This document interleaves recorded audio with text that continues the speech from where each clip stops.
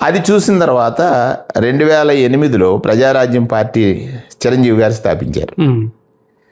ప్రజారాజ్యాన్ని స్థాపించిన సందర్భంలో కాపు ఓటంతా అటు పాలరైజ్ అయిపోతుంది అనేటువంటి ఉద్దేశంతో కాంగ్రెస్ పార్టీ ఆలోచన, నెక్స్ట్ ఆల్టర్నేటివ్ కమ్యూనిటీ ఎవరు అనుకున్నప్పుడు శెట్టి బల్జీ అని ఆలోచించి నన్ను జిల్లా కాంగ్రెస్ ప్రెసిడెంట్గా ప్రపోజ్ చేశారు రాజశేఖర రెడ్డి గారు.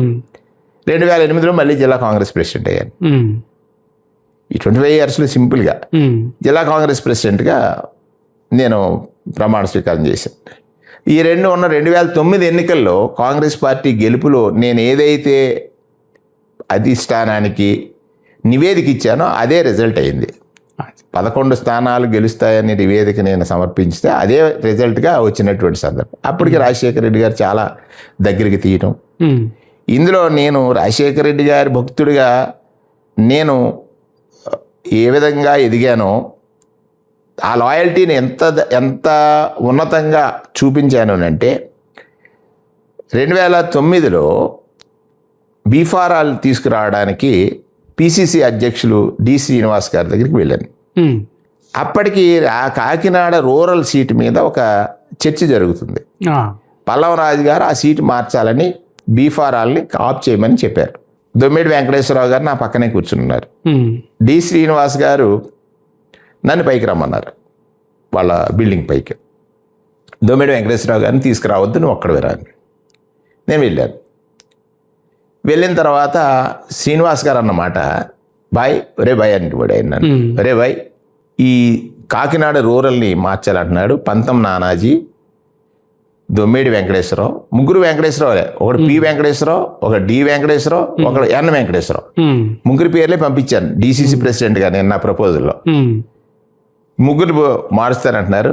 నువ్వు రాజశేఖర రెడ్డి గారి వర్గం అయినప్పటికీ, నువ్వు రాజశేఖర రెడ్డి గారి గ్రూపు అయినా కూడా నువ్వంటే చాలా ఇష్టం, నువ్వు నీ పని నాకు చాలా బాగా నచ్చింది, నీకు పేరు రాసేస్తాను బీఫ్ అందులో అన్నాడు బీఫార్లో.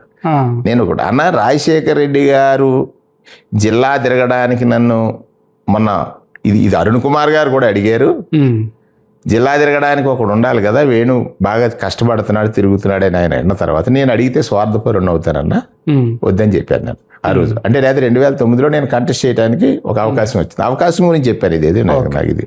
సో రాజశేఖర రెడ్డి గారి మాటే నాకు శిరోధార్యం అనేటువంటిది నేను తీసుకున్నది. గెలిచిన తర్వాత అద్భుతమైనటువంటి ఆదరణ నాకు కూడా లభించింది. సో 2009లో ఎన్నికలు అయిన తర్వాత రాజశేఖర రెడ్డి గారు జూన్ మాసంలో మమ్మల్ని పర్సనల్ ఇంటర్వ్యూకి పిలవడం, ఆయన నన్ను చాలా దగ్గరికి తీసుకోవడం, ఇవన్నీ జరిగినటువంటి పరిణామాలు. సరే, ఇంటర్నల్గా ఇది ఉన్నా కూడా 2009 ఆయన సెప్టెంబర్లో పరంపదించారు. వారు వెళ్ళిపోయిన తర్వాత ఇంక మనకు రాజకీయ శూన్యత వచ్చింది. నాకు పర్టికులర్గా రాజకీయ శూన్యత వచ్చింది. అంటే ఓ పెద్ద దిక్కును కోల్పోయినట్టు. అంటే మనం ఎక్కడైతే మన ఎఫర్ట్ని గుర్తించి నా వ్యక్తి దగ్గర ఒక వ్యక్తి దగ్గర గుర్తించారు, ఎవరైనా రాజశేఖర రెడ్డి గారు గుర్తించారు, ఆ ఎఫర్ట్ గుర్తించే వ్యక్తి మళ్ళీ ఇంకెక్కడ దొరుకుతారు అనేటువంటి ఫీలింగ్ వస్తుంది కదండి. సో దాంతో అక్కడి నుంచి మనకి కొన్ని కష్టాలు స్టార్ట్ అయ్యాయి. కష్టాలు స్టార్ట్ అయిన తర్వాత 2011లో ఎమ్మెల్సీ ఎలక్షన్ జరిగినప్పుడు, 16-11 మధ్యలో ఎమ్మెల్సీ ఎలక్షన్ జరుగుతున్నప్పుడు అప్పుడు కిరణ్ కుమార్ రెడ్డి గారు ముఖ్యమంత్రి, పల్లవరాజు గారు ఢిల్లీ నుంచి ఫోన్ చేసి, వేణుగారు మిమ్మల్ని సీఎం గారు ఒకసారి మాట్లాడమంటున్నారని చెప్పారు. అక్కడ ఆయన మాట్లాడమని అంటే నేను ఫోన్ చేస్తే, నువ్వు ఈ ప్రిపేర్డ్గా ఉండు, నీ ఎమ్మెల్సీ నీది కన్ఫర్మ్ అని చెప్పారు సీఎం గారు. నేను కాదు సార్, ఇది కేవీపీ గారు శిష్యుడైన రుద్రరాజు గారి కోసం ట్రై చేస్తున్నారు, దానికి అడ్డేయటం నాకు ఇష్టం లేదు. గిడుగు రుద్రరాజు 19 మంది ఎమ్మెల్యేలు యునానిమస్గా వేణుకి ఇమ్మని చెప్పారండి. అప్పుడు కూడా నేను చెప్పానండి, కేవీపీ గారు మమ్మల్ని సాకినటువంటి వ్యక్తి, ఆయన ఓటమిని నేను అంగీకరించలేను, నాకు సీటు ముఖ్యం కాదనేటువంటి మాట ఆ రోజు కిరణ్ కుమార్ రెడ్డి గారితో చెప్పాను నేను. రామనారాయణ రెడ్డి గారితో చెప్పాను, ఆయన ఇన్ఛార్జ్ మంత్రి రామనారాయణ రెడ్డి గారు, కిరణ్ కుమార్ రెడ్డి గారితో కాదు. సో ఆ సీటు మారింది. ఆయన నాకు చూడండి, యథార్థవాది పరమ విరోధం అన్నట్టుగా నేను ఏదైతే ఒక మళ్ళీ అనాలిసిస్ ఇచ్చానో, ఆ రోజు వైసీపీకి ఎన్ని ఓట్లు వస్తాయి, టీడీపీకి ఎన్ని ఓట్లు వస్తాయి అని నేను ఏదైతే ఇచ్చానో, వైసీపీకి ఏమో 280 సీట్లు, 80 70 నుంచి 80 ఓట్లు వస్తాయని, టీడీపీకి ఏమో 500 చిల్లర వస్తాయని, కాంగ్రెస్కి ఏమో 400 వస్తాయని నేను ఇచ్చాను ఒక రిపోర్ట్. ఎవరికి? డి శ్రీనివాస్ గారికి. అదే నేనేమనుకున్నాను, నేను పర్ఫెక్ట్గా పనిచేశాను కదా, అదే రిజల్ట్ వచ్చింది. రిజల్ట్ ఇంకా అసలు ఏమీ చేంజ్ లేకుండా అదే రిజల్ట్గా వచ్చింది. వచ్చినప్పుడు వాళ్ళకి అనుకుంటారు కదా, అట్లాగా అక్కడ మనం నష్టపోయాం. నష్టపోవడం అంటే ఇతను తెలుసు అని తెలిసి చెప్పిందని పాజిటివ్గా తీసుకుంటే మంచిగా ఉండేది. సో అది ఎమ్మెల్సీ ఆపర్చునిటీ గాన్. అంటే మీరు 2 సార్లు 2 సీట్లను త్యాగం చేసుకున్నారు అంతే. మూడోది ఇంకోటి ఉంది. 2 వచ్చిన తర్వాత 2012లో చిరంజీవి గారు రాజ్యసభకి వెళ్ళిన సందర్భంలో కిరణ్ కుమార్ రెడ్డి గారు నా నేమ్ ప్రపోజ్ చేశారు ఆంధ్ర నుంచి. ఓన్లీ ఈ 13 జిల్లాల నుంచి ఒక్క పేరే ఆయన ప్రపోజ్ చేసినటువంటి పేరు. అది నాకు తర్వాత బొత్స సత్యనారాయణ గారు చెప్పారు, అది ఎలాగ ఆపాము అనేటువంటిది. ఆయన ఆపారు, బొత్స గారు ఆపిందే, నేను ఎలాగ ఆపాను నీకు ఆ రోజున అనేటువంటిది కూడా చెప్పారు. మా అబ్బాయి ఢిల్లీలో చదువుకుంటున్నాడు. హిందూ పేపర్లో ఒక ఆర్టికల్ వస్తే అది చూసి వాళ్ళ అమ్మకి ఫోన్ చేశాడు, డాడీ పేరు హిందూ పేపర్లో వచ్చింది, ఇట్లాగా మిస్ అయింది. నేను కిరణ్ కుమార్ రెడ్డి గారి దగ్గరికి వెళ్తే, అంటే ఆ పల్లంరాజు గారి దగ్గర ఉన్న ఇదిలో ఆయన చెప్పారు ఒక మాట. నేను పల్లంరాజు గారిని కూడా అడిగాను తర్వాత వెళ్ళి. రాజకీయాలన్నీ ఆపర్చునిటీస్ వస్తూ ఉంటాయి, పోతూ ఉంటాయి కదా. అక్కడ రాజ్యసభ మిస్ అయిపోయింది. తర్వాత నేను ఇంకా ఏంటంటే కాంగ్రెస్ పార్టీలో నాకున్న అదేమంటారు, నా పనిచేసి విధానం నాకు మైనసా నాకు ప్లస్ అనేది అర్థం అవని పరిస్థితి వస్తే, ఇక మనం రేపు పొద్దున్న ఇది ఉన్నప్పుడు కాపోయినా రాజశేఖర రెడ్డి గారి వర్గంగానే చూస్తున్నారు.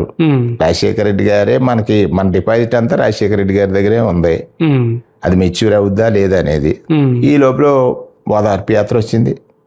ఓదార్పు యాత్ర పగలేమో బయట ఉండేవాడు, రాత్రి నేను చంద్రశేఖర్ రెడ్డి నైట్ టూర్ చేసి అక్కడెక్కడ ఎట్లా చేయాలనేటువంటిది నడిపించి జిల్లా కాంగ్రెస్ ప్రెసిడెంట్గా మొత్తం 2008లో జగన్మోహన్ రెడ్డి గారి పొలిటికల్ అరంగేటంలో కూడా ఇద్దరే కీలక పాత్ర పోషించా. అంటే చాలా మంది ఉన్నారు, అందులో ఒకరు చంద్రశేఖర్ రెడ్డి గారు, నేను. ఆయన ఎంటైర్ ఈస్ట్ గోదావరి టూర్ని సక్సెస్ చేశాం జగన్మోహన్ రెడ్డి. ఆయన పొలిటికల్ అరంగేటంలో అంటే సెప్టెంబర్ నెల ఐ థింక్ 2008లో ఇవన్నీ ఉన్నాయి. 2009లో మళ్ళీ 11 ఈ రాజ్యసభ మిస్ అయిపోయిన తర్వాత నేను జగన్మోహన్ రెడ్డి గారు కౌరు పెట్టారు, మా వీడన్న నువ్వు రమ్మని. అంటే ముందే ఒకసారి నేను రాజీనామా చేశాను.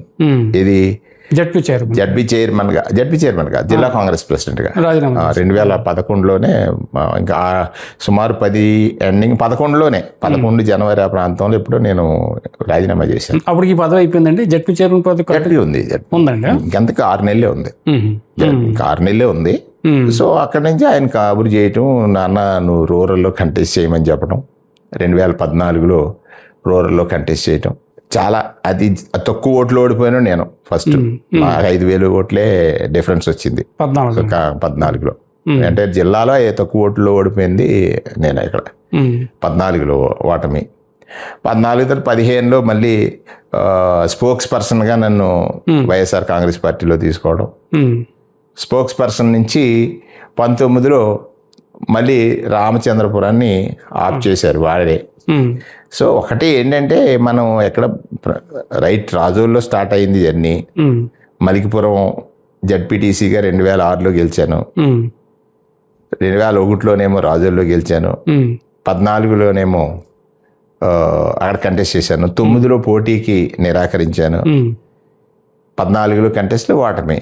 19లో అనివార్య పరిస్థితుల్లో ఘన విజయం సాధించారు. రాజమండ్రి విజయవరి అనగానే రామచంద్రపురం వెళ్ళమన్నారు. సో ఇంకొకటి ఏంటంటే మనం 2 ఆప్షన్స్ అండి. మన ఇష్టంతో పని, మన ఇష్టం అంటే మన ఇష్టానికి లీడరు అవకాశాలు కల్పించడం ఒకటి, లీడర్ ఇష్టానికి మనం పనిచేయటం ఒకటి.